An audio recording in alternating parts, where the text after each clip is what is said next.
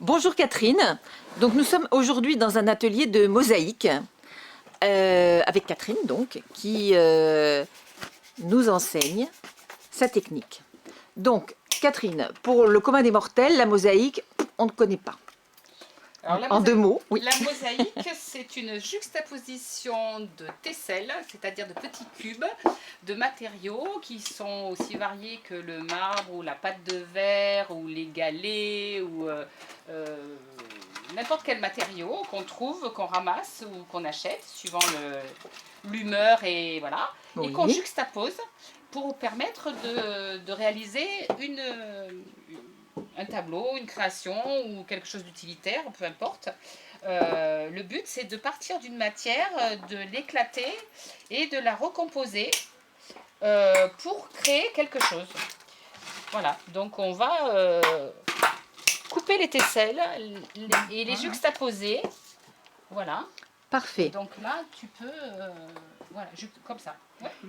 Est-ce que chacun choisit son motif? Comment est-ce que ça se passe? Oui, oui, oui. Chacun choisit son motif en fonction de sa sensibilité et puis de ses besoins. Il y en a qui viennent ici qui rêvent d'une salle de bain mosaïque et qui viennent apprendre à le faire. Il y en a qui veulent juste faire un petit tableau décoratif, qui font des cadeaux de naissance ou des petits cadeaux comme ça. C'est chacun selon son inspiration et surtout en fonction des matériaux qu'il a envie de travailler.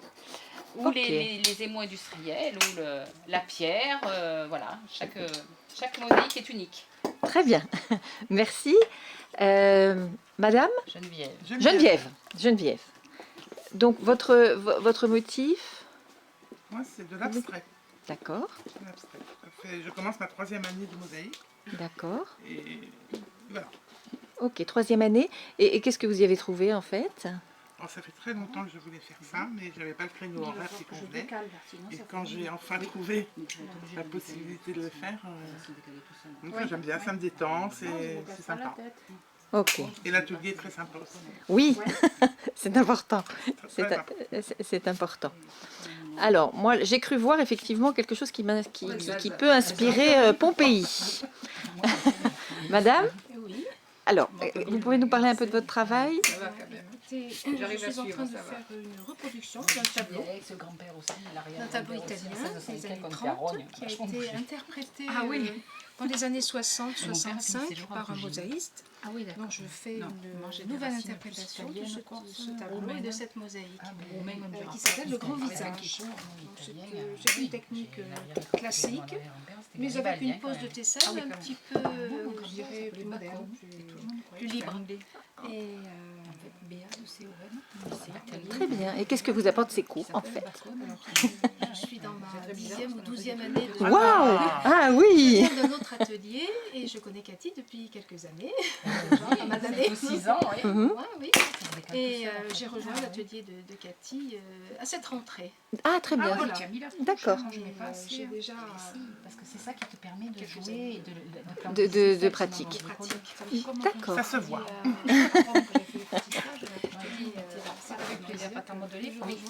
Ce groupe cette année. D'accord. Monsieur, alors j'ai cru comprendre que vous travailliez pour votre petit-fils. Exactement, oui. D'accord. Alors moi, je suis un hybride, c'est-à-dire que je suis peut-être le plus âgé, mais je suis le petit nouveau Ah, de l'atelier. très bien. Auparavant, j'étais sur Nice, dans un atelier de mosaïque également, dans la vieille ville. Oui. J'y suis resté 1 an et demi, D'accord. et je suis arrivé ici à l'ouverture de l'atelier pour cette année. Pour cette année. Je fais en émaux de Briard. Le prénom de mon petit-fils qui se prénomme Lucas. Lucas. Voilà. Très bien. Donc c'est une juxtaposition de petits morceaux d'émaux que l'on colle avec une colle comme ça, directement sur le support. Voilà. D'accord. Carton donc. Du support. Carton, bois, ça dépend. D'accord. Ah, bois. Pardon. Ok. Bois médium. Ok, merci bien. Merci. Bonjour. Bonjour. Votre prénom, pardon? Je m'appelle Marianne. Marianne. Donc ça fait la 3e année, mais pas tout à fait. j'avais un peu moins de 2 ans de mosaïque, mais uniquement le samedi matin, 1 fois par mois. D'accord. Et là, je suis passée à 1 fois par semaine, avec des projets plus ambitieux. Comme une frise dans la cuisine, voilà, comme une crédence en fait en D'accord. Lémuriat. D'accord. Je ferai certainement des pauses pour retravailler un peu le marbre parce que ça m'avait aussi bien plu.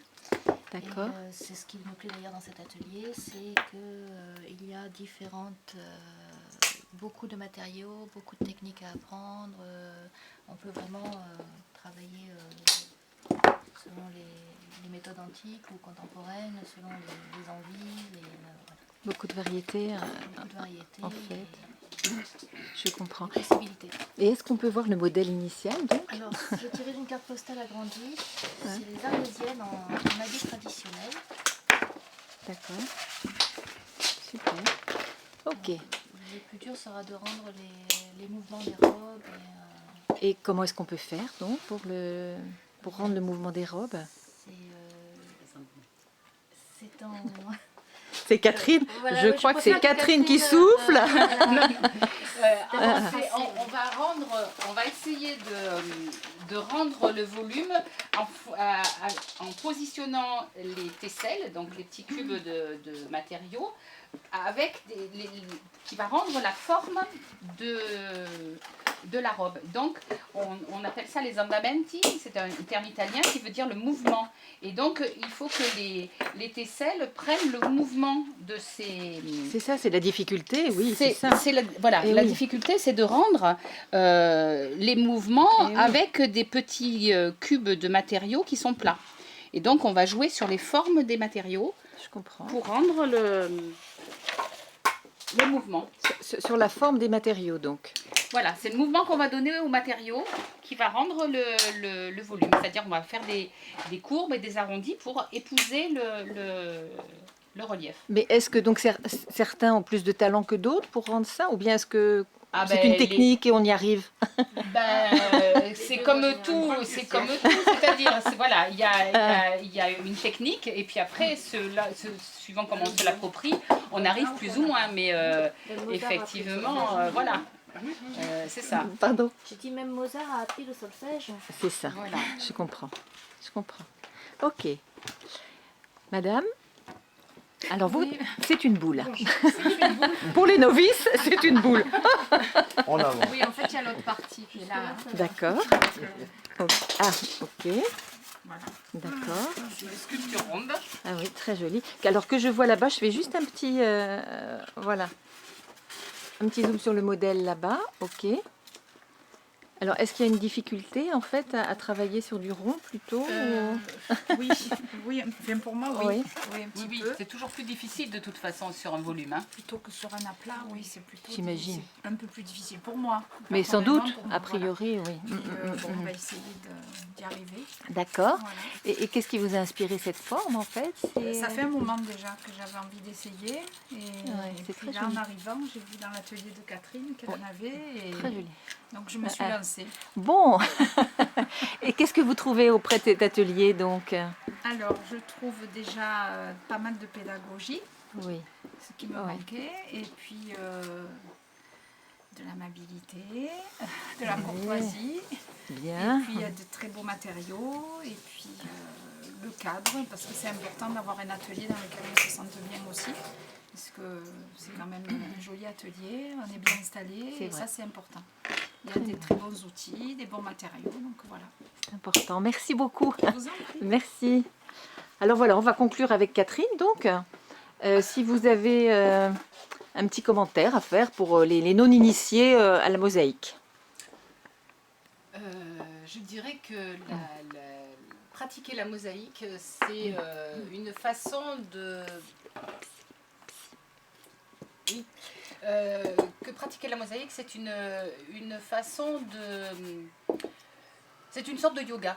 Je dirais, c'est de l'art-thérapie.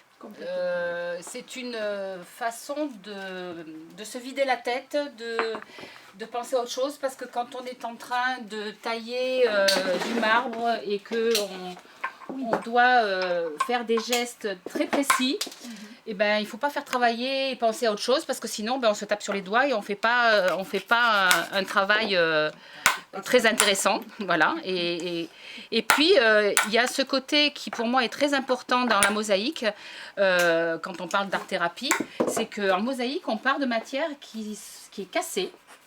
Et on rassemble les morceaux pour créer quelque chose et sublimer un matériau qui est cassé au départ. Et je trouve que psychologiquement, ça apporte énormément. On reconstruit et on sublime. Et je trouve que dans l'époque dans laquelle on vit, où il y a de moins en moins de reconnaissance et de valorisation personnelle en milieu professionnel, d'avoir une reconnaissance par son travail, une reconstruction, une créativité par la matière, je trouve que c'est très enrichissant.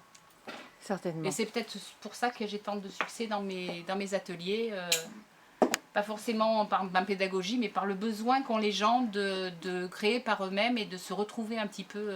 Je comprends. Par rapport à un climat difficile, à une socialement. sociale difficile, oui. Oui. Oui. Et donc les gens cassent et reconstruisent et peuvent être fiers de ce qu'ils ont reconstruit. Exactement. En fait. Certainement. Tout à fait. Être content de ce que l'on a fait. Oui. C'est... Et effectivement, on part, on taille, on libère les mauvaises énergies, la colère, tout ce qu'on peut avoir en taillant de la pierre. Et puis ces petits bouts cassés, on va arriver à les juxtaposer et à créer quelque chose voilà, qui va...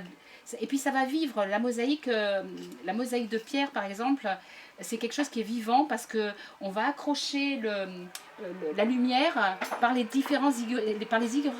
irrégularités de la mosaïque. Et c'est ça qui va rendre vivant la matière. C'est vraiment par cet accrochage de la lumière, hein, et les Byzantins avaient vraiment trouvé ça dans les mosaïques des églises, hein, les auréoles autour du Christ. Si vous regardez avec des jumelles, parce que c'est souvent très haut, les tesselles d'or qui représentent l'auréole autour du Christ, elles ne sont pas posées à plat, elles sont légèrement inclinées de façon à capter la lumière des vitraux et permettre de rendre vivant ce Christ. Ces Christ Pantocrator qu'on voit dans les églises byzantines, il a l'impression d'aller vers les fidèles. Et en fait, c'est uniquement la juxtaposition des tesselles d'or orientées de façon à ce que les vitraux se réfléchissent, lui donnent de la vie en fait. Okay. Hein, rendre vivant ces mosaïques. Okay. Et pour moi, travailler la pierre, c'est une matière vivante, vraiment vivante, qui a une histoire et puis ça fait du bien à la tête de tailler de la pierre. Oui, certainement. Écoutez, merci Catherine, en tout cas passionnée et passionnante, et qui apparemment séduit ses élèves également. Merci.